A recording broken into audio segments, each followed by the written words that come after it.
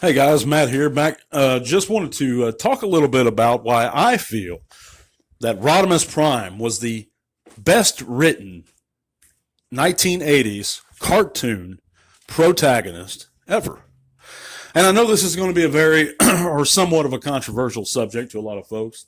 And considering the fact you're probably a Transformer fan, I hope we can be a little bit unbiased here. I hope I'm being unbiased.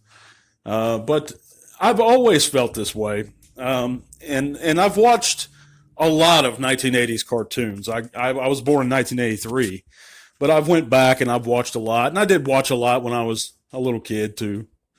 But let's look at it and break it down one by one here. Why is Rodimus Prime? Why do I consider Rodimus Prime the most well written 1980s cartoon protagonist or hero ever? Well, because not just because of the obvious remarks that real Rodimus had self doubt. You know, he was interesting. He had depth of character.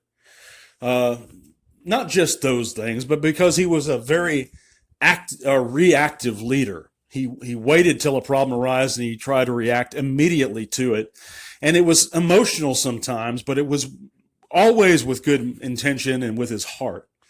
If I could compare actually looking at all the 1980s Toon protagonists or good guys, you know, you got you guys like Duke, you got Optimus, you got He-Man, you got Lion-O, and I would clump those guys together. I mean, they are really your kind of Captain America style hero cookie cutter almost. Good guys.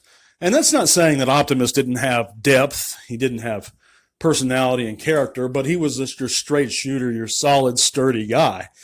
To quote Flint Dille already, you know, he was that John Wayne type. But at the same time, you know, if we look at heroes like Keith from Voltron, and I'm just talking about the 80s cartoon. I haven't watched any of the new series or anything like that, and I've only watched a little bit of Voltron, but to me, if I could compare one guy being the closest to Rodimus, it would probably be Keith, because he had that inner monologue with himself and a little bit of self-doubt. Although Keith tended to me to be a little whiny, and, you know, he was a bit of a crybaby. Whereas Rodimus, he had feelings that he couldn't live up to what Optimus was. He couldn't, his shadow, and he feared trying to eclipse the shadow of Optimus. But as far as Rodimus goes, he was just beautifully written for his time. You know, everybody rags on G1 how there's so much poor writing with it. But there's elements of it that were good, and Rodimus was a bit of that. He was very much ahead of his time. And even if you count cartoons that may have began in the 80s but stretched well into the 90s, and I'll give you an example, Teenage Mutant Ninja Turtles. Even if you count that, you know, I think it began in 87, 88, but it ended in like 95, 96. So I consider that more of a 90s show. But even if you count that, you know, there was Leonardo didn't have the depth that Rodimus did. They didn't explore those feelings of self-doubt or anything like that. And that's one thing Sumbo, you have to tip your hat to them a little bit for, because they did explore some sort of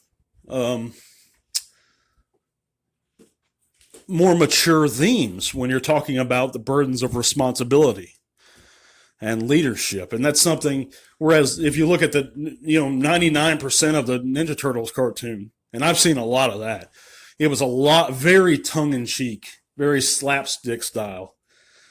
But I'm not dogging on Ninja Turtles. I enjoyed that cartoon, but that just speaks volumes about what sort of hero and what sort of person Rodimus was, you know.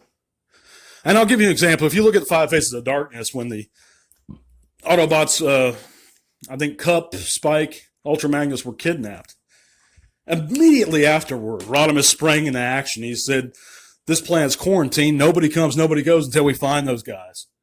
And he immediately took action there. But at the same time, in the same episode, he was having that inner monologue with himself. You know, how can I live up to you Optimus, and then later on, if you go to the episode, The Burden Hardest to Bear, he's exploring these feelings of self-doubt even further and feeling those pressures of leadership. And people say, oh, he's a whiner, he didn't want the Matrix. Well, it was really a way to humanize him as a character. He just had to realize for a moment he was having a moment of self-doubt, and he needed to assure himself, which he found that assurance not too much long later or afterwards.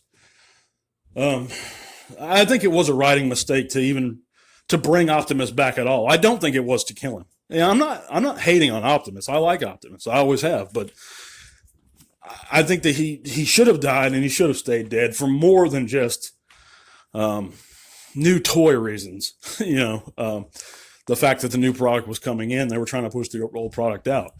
But for more than that, I think that Rodimus was a much more in-depth character. And when you compare him to guys like Brave Star, like Lion-O, these sort of one-note cookie-cutter heroes, there's no comparison at all. He was very much ahead of his time.